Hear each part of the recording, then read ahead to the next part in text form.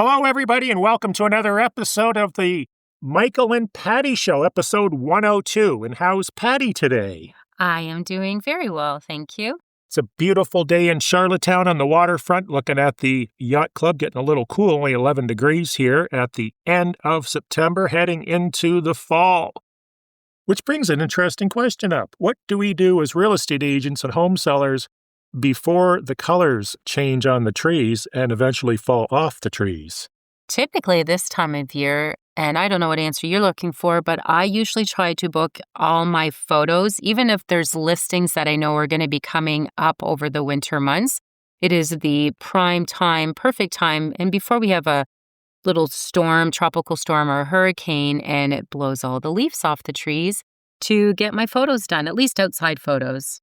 I've actually had this conversation with potential home sellers, one of which we talked about just last week, that's thinking about putting their house on the market in the next 3 to 4, maybe 6 months. And what I told them, because their house looks absolutely beautiful right now because they've been maintaining it and renovating it all summer, is get the photos done now.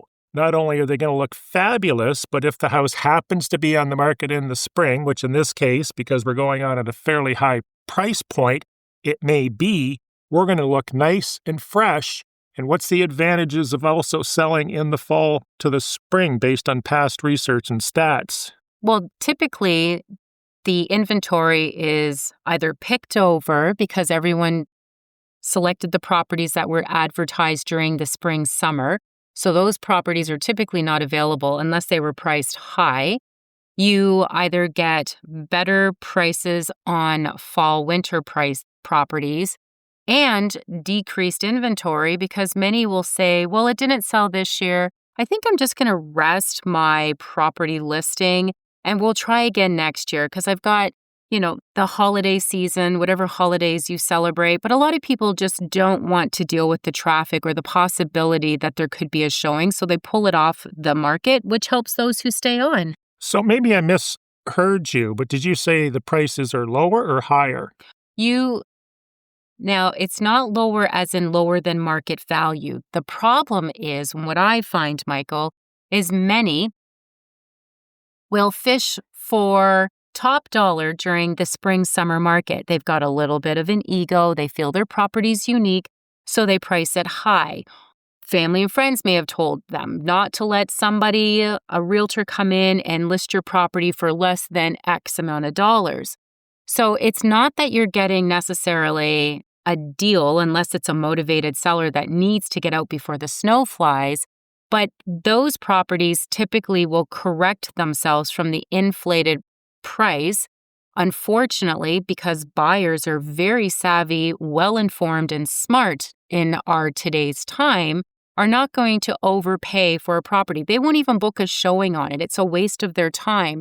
So that inventory could be very interesting and equally as nice properties and homes. It's just wasn't available to the buyers during that market at fair market value. Bottom line, if you're going to sell between now and the spring, get your photos done now because you're going to be waiting until probably July or August before you can get really, really good photos done. And we've explained how valuable photos are 100 times on this podcast. Yeah. Statistically, you're going to get more money for your house because of lack of inventory, but it's going to take longer to sell based on our research in the past. Well, because you have a fewer number of buyers out there, only because a lot of people being in Canada typically plan their moves around the school year and our weather. But there's always people that upsize, downsize, move across the country out of necessity, and those properties transact 12 months a year. Let's talk about our new Facebook group. If you haven't dropped in to visit, it's basically a platform where you can ask questions about PEI real estate, Prince Edward Island in general, or maybe you just have a general real estate question regarding any market in North America, because they're all fairly similar. We're up to almost 800 members, and things are quite active. Recently, we've actually had a question. It wasn't so much a question as a statement and a picture. And this is why we've covered this a couple episodes ago. They had some work done by what they thought was a reputable contractor, and they showed the pictures of the completed work, and it was just an absolute mess. So what can we do to make sure this doesn't happen to us, or at least make it less likely, Patty? So everything has to be documented. What is the expectations? Who is to do the work? You need a very good clause. Everything has to be in writing so that the lawyers at the end of the day are going to be the ones that are going to be battling this out. If the realtors write a very loose clause, a sloppy clause, an unclear clause, whatever you want to call it, and the lawyers now are trying to advocate on whichever side, typically the buyer's position, the seller has a lot more leeway to be able to dispute their interpretation because of how loose the clause was written. So a good clause needs to have what's to be done, what's the time frame, the time period, who's responsible to pay for it, who is to do the work. Is this something that you're okay with the sellers doing the work themselves?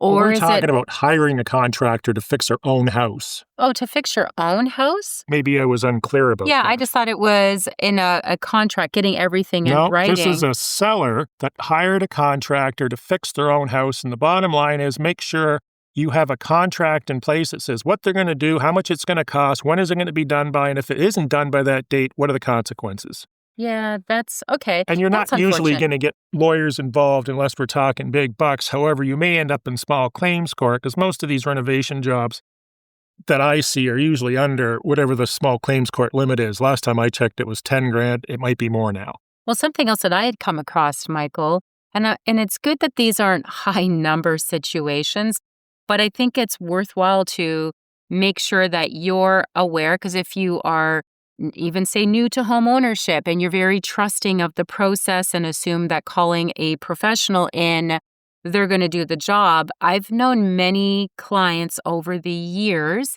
that have said that they were responsible to pay the total amount up front only to not have the work completed. I had a scam for roofing, and I think I shared this with you, where I Googled, just for something to do, Okay. roofers in Prince Edward Island, and it directed me to a website that I typed in my client's address because we had some roofing to be done, figured I'd get 3 quotes done for them. And this company was in British Columbia, and they wanted to charge $250 for the quote, not even having done the work, and they said, if we get the job, we'll give you your $250 back. So what's wrong with this equation? You just quote the job high, you don't get the job, you're in BC, you're not going to do it anyway, and you're up $250.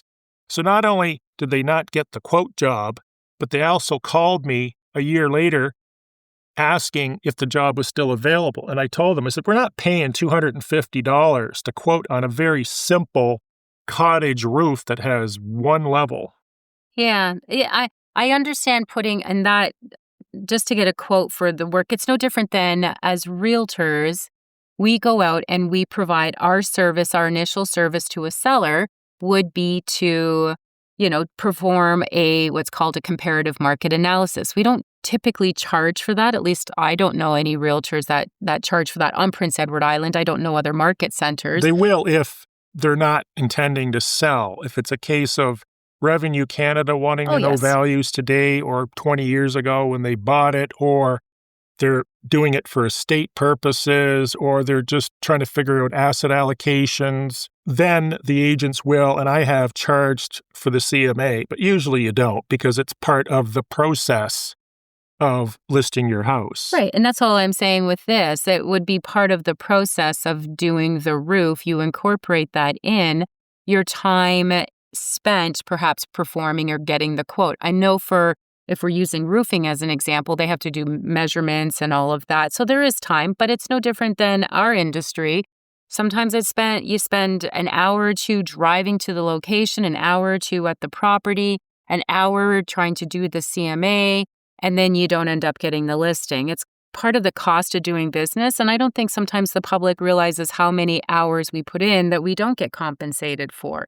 But it is a good don't pay the 100% if you can avoid it until you pay your deposit. Obviously, I'm not trying to tell people to go in and take jobs and then have the person that hired your services stiff you on the bill and you don't get compensated.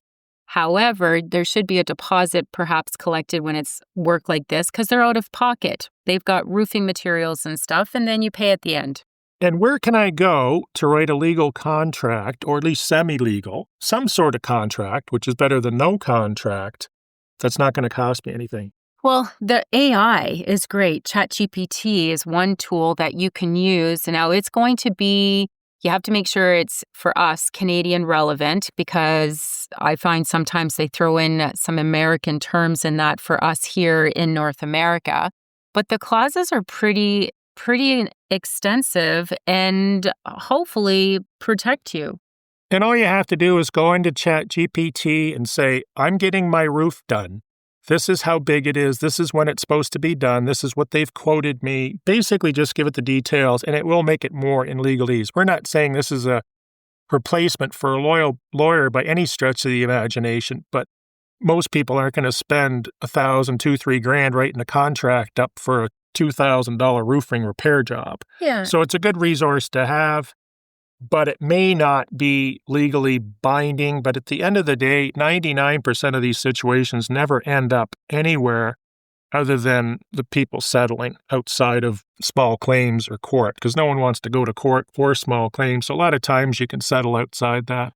Well, and it may also, because I know you absolutely loved ChatGPT since I introduced it to you about a year and a half or so ago. I introduced you to it. Sure you did. But it will perhaps insert, based on its information over collecting from all us human beings, it may insert ideas or points into this clause that you may not have thought of or considered. So again, you could always take that back if you do want to hire a lawyer to represent you. Or if you're just in a trusting relationship, it could be a family or friend. You should have some form of contractual agreement, and it's a great place to start. Massive changes to the number one source for real estate in Canada. So what's the number one place we go to when we're looking for homes and we want the information to be updated? Well, the best platform is Realtor.ca. And Realtor.ca is continuously every year trying to, with our Canadian Real Estate Association, to improve on its product. So Realtor.ca, they have an app that you can have right on your phone while you're navigating around communities. If you're considering to purchase a property, you won't miss a property that's a street over. If you're on the online version and you're combing through it and you want to be kept well informed, we have now, very exciting for the buyers out there, have put in a price change. So instead of us always having to, and I am not a believer of it, but there are many that will put like a sign rider on top of a real estate sign that says, was new overpriced. price. That's our interpretation, but new price is typically what you'll see. Well, now Realtor.ca is going to have a little banner on the property that's going to say price change. It is going to give you the new price. It is going to give you, I think is what I read, the date that price was updated, as well as the previous price. Now, I don't think it's going to be feeding, unless you're working with the realtor and have a collaboration site set up, all the previously listed prices, because some homes go through multiple price reductions before, again, those that came on in the spring, summer that were overpriced.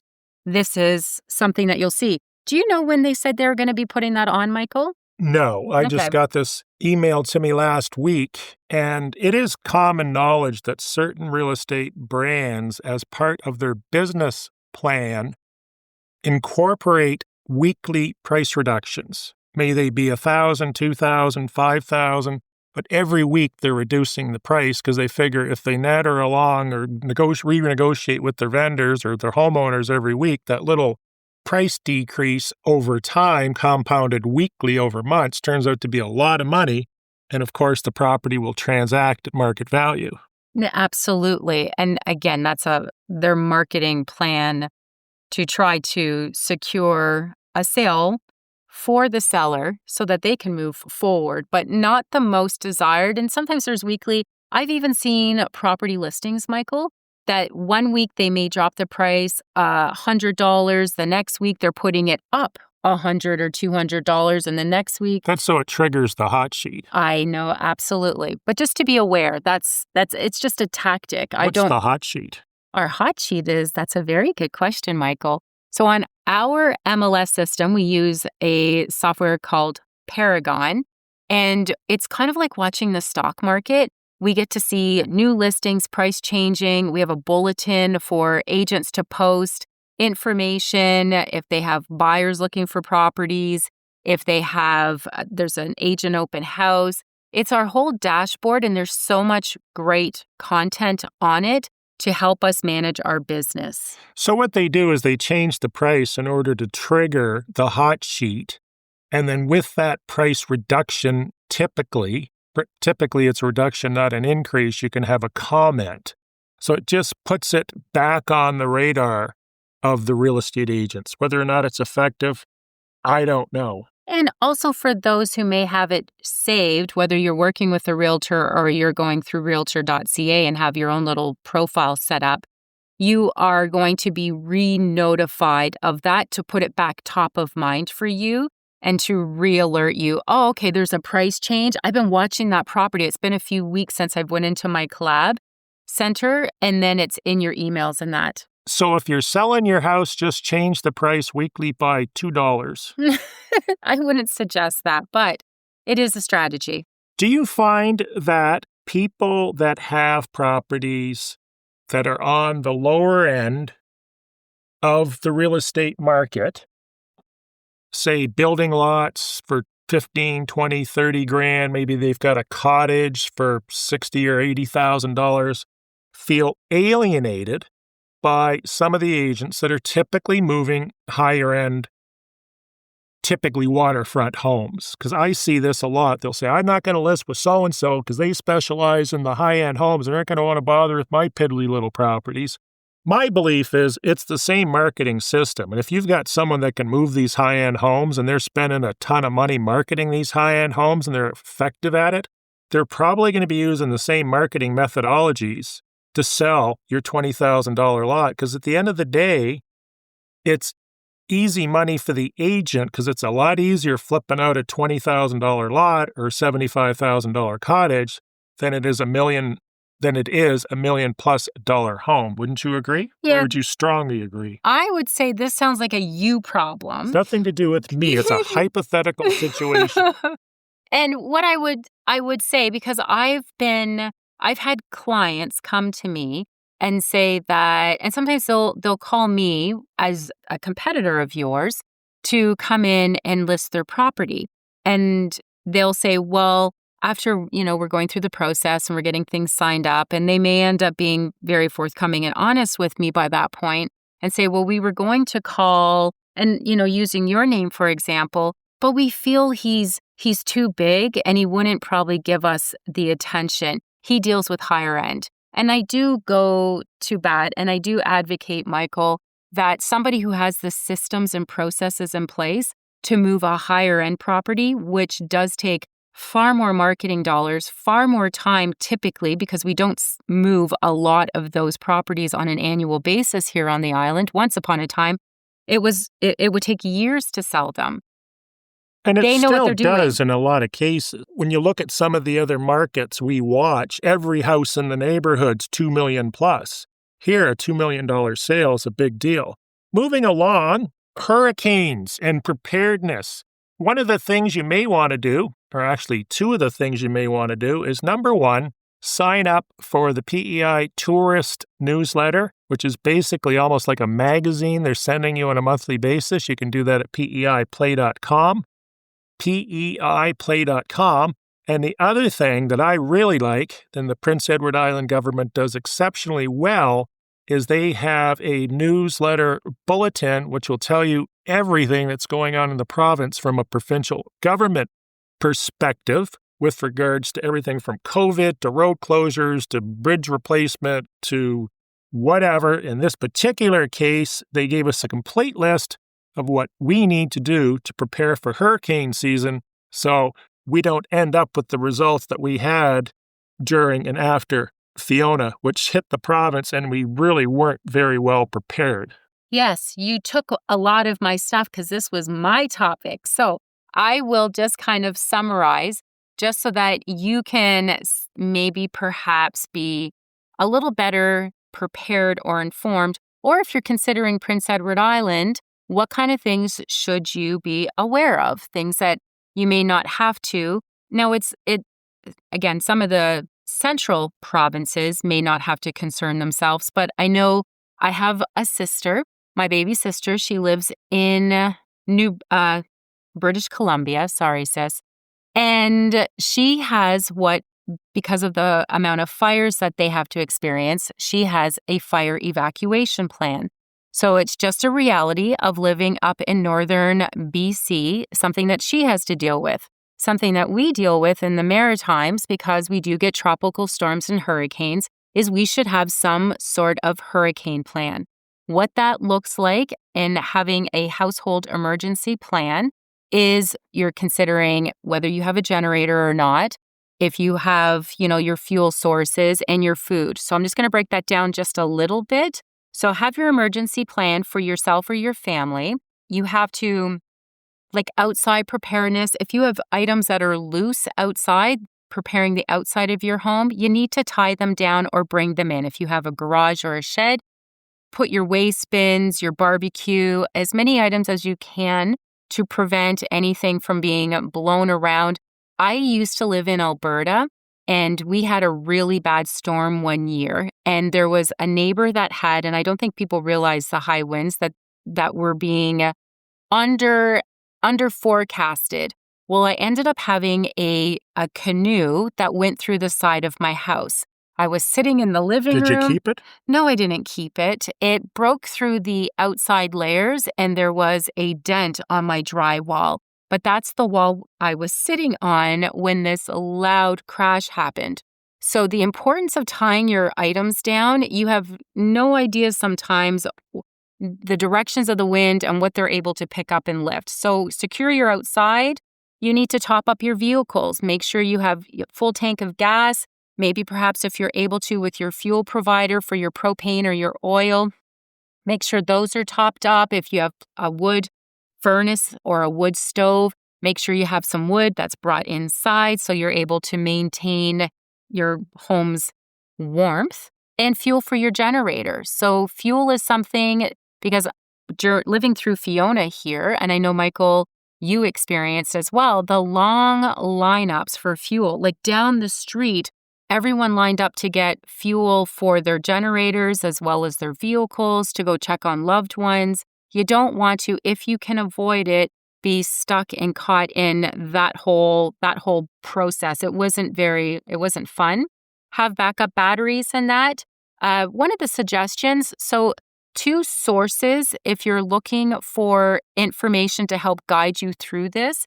Maritime Electric has, and they just actually released out a wonderful brochure that has a lot of advice and a QR code for more resources on their site, as well as the Prince Edward Island government. They've also released a little bit of a guide, plus also has a QR code in their advertisement that allows you to go and, collect more information, be better prepared. Set your fridge freezer to the coldest setting, get everything as cold as possible, and don't open that fridge after if you do end up having to deal with power outages.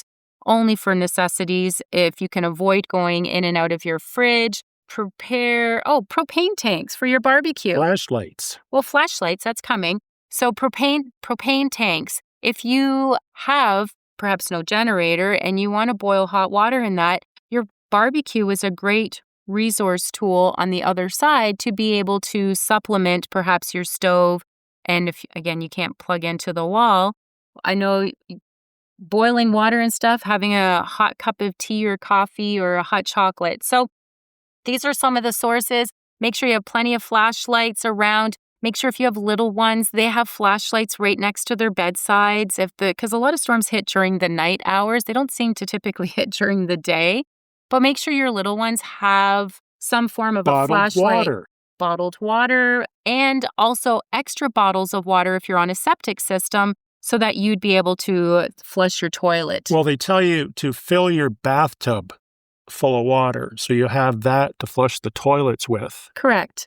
So there's lots of great tools. There's so much more that you can be doing and in far more detail, but that gives you an idea of just one of the realities of living on the coast and in the Maritimes. The other thing they mention is if you have an extra freezer to fill it full of ice, so you can use that as an auxiliary methodology to freeze any food that may be going bad.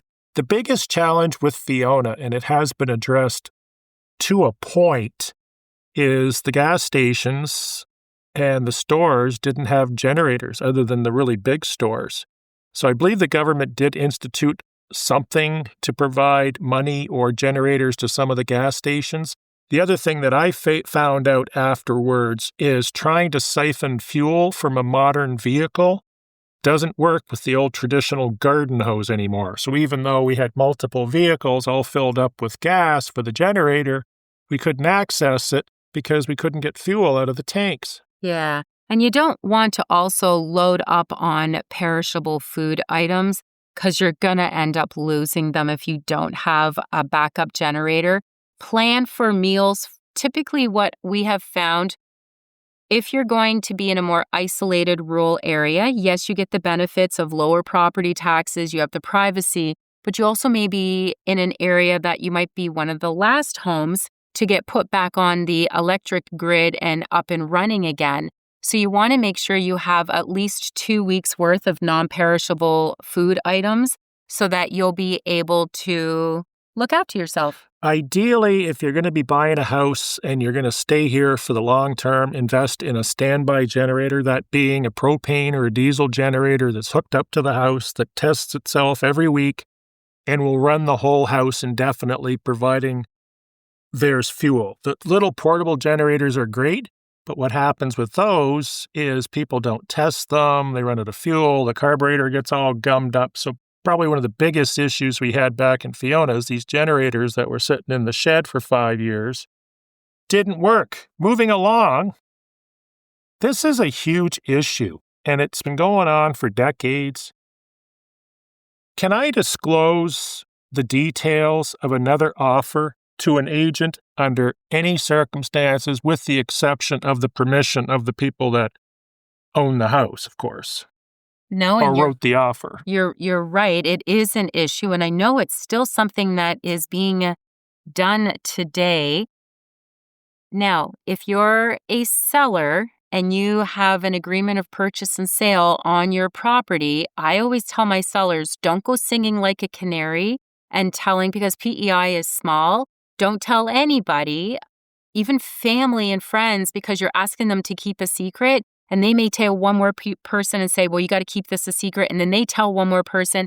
Next thing you know, everyone knows what that price is that you've agreed to sell the property and under what terms and conditions. Now, as a buyer, of course, buyers are going to ask. We know that in our industry, they're curious and they don't know the rules of the game. We are not allowed to disclose to a buyer under any circumstance, again, unless the seller says, here, tell them the price. But you'd also need that other buyer who wrote the contract's permission. Yeah, you can disclose how much I secured the property for. You'd need the party's consent. We don't disclose it. We don't disclose it to the other agent. We don't disclose it to the other buyer that might be interested in possibly putting in a backup offer or competing if it's a multiple offer situation. I get asked all the time, is the other agent going to be privileged to the offer that's already on the table? No. I have buyers saying, well, is there any way that I can find out what that other price is because I need to know how to write my offer? No, we are not allowed to disclose it. And if you're an agent and you think you're okay disclosing to the other agent because you've got a good rapport, limited duel, you're going to get yourself into trouble. And even if you're with two different brokerages, you are not to disclose the price, the details of the contract agreement. Play fairly. Treat people the way you want to be treated. And when you give out information about one offer to a competitor, you're not treating people fairly in this situation because they weren't privy to this information, and neither should another purchaser be. Completely agree along with you. Patty, in real estate school, they tell you never accept an overpriced listing because it's probably not going to sell. Why do agents take overpriced listings? And I'll mention the first one. Of course you will. What's the first one? It's a great place to store my sign. And if it's a high traffic location, I can also have arrows pointing at it from as far as multiple provinces away to get my name everywhere. So, and I know that some agents are actually taught, Michael, to take any listing possible out there, even if it is overpriced, because you possibly have an opportunity to secure other listings. And that's why they do the weekly price reductions, because their business models take it at any price and drive the vendor crazy getting price reductions every week. But if you're able to, not all sellers are in agreement to reducing their price. A lot will feel that fear of loss, and why am I doing all these price reductions? So what I would be saying is you comically say it's a place to store your sign. But again, it's now marketing the agent. I'll take that overpriced. It's a great high visibility area. I know I took a listing in many, many years ago in a community. It was right on the main street. And I knew that sign, everyone was going to know I was in the real estate business. So I did end up selling it. It took a little bit, 6 months, which back then wasn't a bad amount of time. But I really wanted to make sure that everyone knew I was in real estate and I was still working that market area. So sign opportunity for the agent. It is to work the price down. You have here in your notes, I guess, taking an overpriced, yes, you may luck out and be that agent that is able to get that overpriced listing to a fair market value and possibly sell it. A lot of times my experience is the first agent on an overpriced listing is not going to usually be the last agent, because they're going to look for another agent because the relationship... The miracle agent. The miracle agent. And what's the miracle agent going to do? Apparently sell everything. They're going to reduce the price. Oh, for sure. And the vendor is going to be the same vendor that told you from day one, I'm not lowering this price under any circumstances. Do not ask me to lower the price. And the list with the second and third agent lower the price, and it will transact where? Where the market value of the first agent. Value. So they've just wasted a whole pile of time. It's not the miracle agent, but you'll see this commonly. And when listings are renewed by another agent or taken on by another agent, you'll see a $20,000 or $30,000 price reduction, and then it will sell. And of course, what does the home seller say?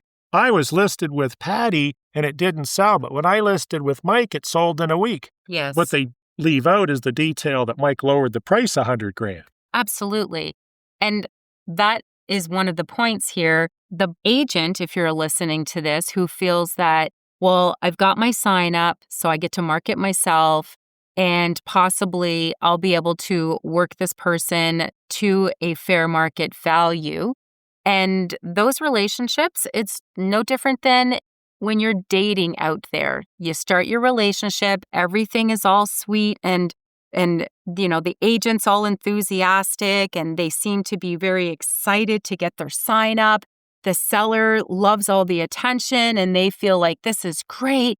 This person has said nothing but positive things about my house. It makes me feel good. And as the relationship goes on, and whether you have showings or no showings, whether or not, the agent is hitting you up for price reductions or it's crickets and you don't hear from them because they're a little intimidated by the seller and they don't feel confident in their marketing plan, whatever the situation, the relationship starts to go stale and it becomes awkward. It's uncomfortable for the agent. The seller now is feeling like, this wasn't what I was expecting. You came in very happy and excited and saying nothing but wonderful things. And now you're telling me negative things. Well, I'm overpriced. We need to do this. And sellers start to resent it. So they find another agent to start a brand new relationship with, again, back on the honeymoon phase. And that's kind of some of the cycle, that the reality of the emotional part of this whole process. That's kind of what ends up happening. The price is going to be the price. It is, if this is market value and your agent knows how to do a CMA and be able to give you a fair market price price evaluation, that's great. One of the red flags that I would say is if an agent comes into the house and says, tell me what you want to sell for, great, that's where we're going to start. I would be a little cautious of that agent because unless I see the property, unless I start combing through, and it doesn't matter to me, I actually encourage my sellers to tell me what they are hopefully expecting to sell their property or net in their pocket as a result of the sale of their property, because I can either let them know that you are, after I've done my research, underpriced, we could definitely get you more, or you're bang on or overpriced. But it gives me something to strive for to see if I can make that a reality. Most homeowners think their house is worth more than it is. Typically, but I have had a couple over the years, it's not a high number. 2 out of 10,000. Probably 2 or 3 that have given me a little bit of a lower evaluation. And I have told them, I think we can do a little better than that. So you're not this whole game that sometimes sellers I'm not play. telling you the price game. Yes. So what do you want for your house? I'm not telling you. I want to contact 25 different agents and have them come up with the price. So what they end up doing is they end up shopping for an agent based on the price they pull out of the air that's typically not based on factual data or sales data. And then they list with that agent. And then they end up going through the routine that we just talked about, Yes. where the house doesn't sell, and the next agent says, geez, it's interesting that you have your $200,000 house on for $750. Where'd that number come from? Well, it came from the agent out of the 25 that I had into the house, and they told me what I wanted to hear, so I gave them the listing, wasted 6 months to a year on the market, and now we're going to put it on at a more reasonable value and have a higher potential of selling. Yeah, and unfortunately, sometimes that can take years, playing that kind of game out. This isn't the price is right, and the right price is the price that is in your head as a seller. This is what I need. Now, if that's what you need for your move going forward, as long as you were well-informed and educated, that this may take us a while because this is definitely 10%, 20% above market value. So please know we might have that one buyer that this product is exactly what they are looking for, or chances are we're going to be on for an increased number of days on market. 10 to 20% is pretty conservative. What I find with people that want to play the I'm not going to tell you the price game is they've spent way too much time driving to and from the weed store. Okay. In other words, and this is a real example, they paid $340 for the house, and a year later, 2 years later, they figure it's worth over $1 million or it's worth $950 because they were smart enough to come in from another province or state and spot that hidden diamond or the jewel in the rough and paid a third of what it's actually worth.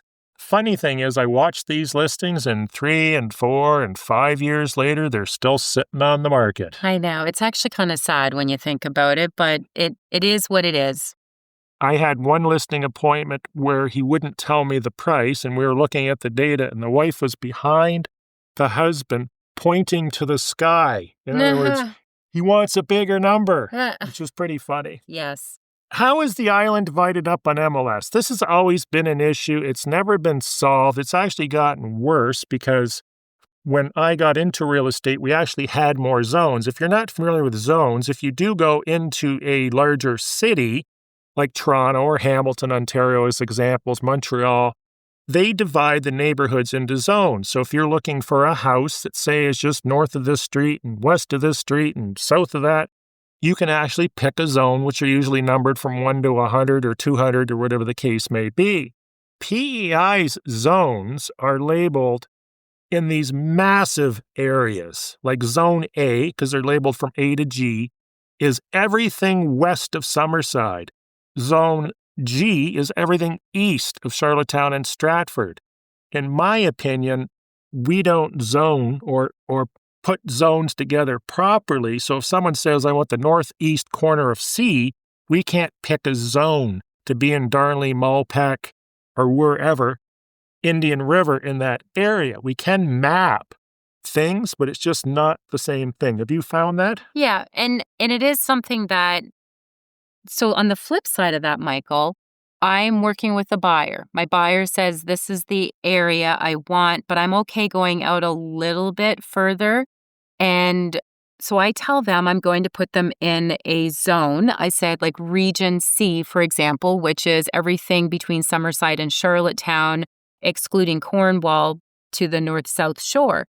And they get properties from me, and I've had a few say, this isn't where I want to be. And when I realize that, but if I draw a map and the property, the line that I manually put in, the property is on the outside of that, and you miss out on that opportunity, then you'd end up blaming me, going, my realtor's not working. I had to find this myself, which is why these large zone areas or regions, we call them, if you're getting properties that you feel your agent's not listening to your needs, it's probably because of that, because we could draw the line in the wrong spot. We have to manually put in areas, because exactly what you're saying, Michael. When I first got into real estate, we had them broken down far better. They weren't great, but far better. And then when we changed software programs for our MLS, they decided to just amalgamate and merge these two zones together in these two zones. So it even made it worse. But you're absolutely right. It can be problematic for the buyer, and it can be problematic for a seller, because many times I will see agents, because they know Charlottetown Region E gets far higher traffic. So they'll put a property that technically is in Region C, and they'll label it in Region E to increase its traffic to it, only to frustrate consumers and the buyer out there looking as well. So be mindful of this. To prevent all of this, if you're looking for a property, give your real estate agent the north, south, east, west limitations of boundaries of where you want to look. And today, because of modern technology, providing it's all entered into the MLS system properly, the homes and land and businesses are all located with GPS. So that does make things a lot easier.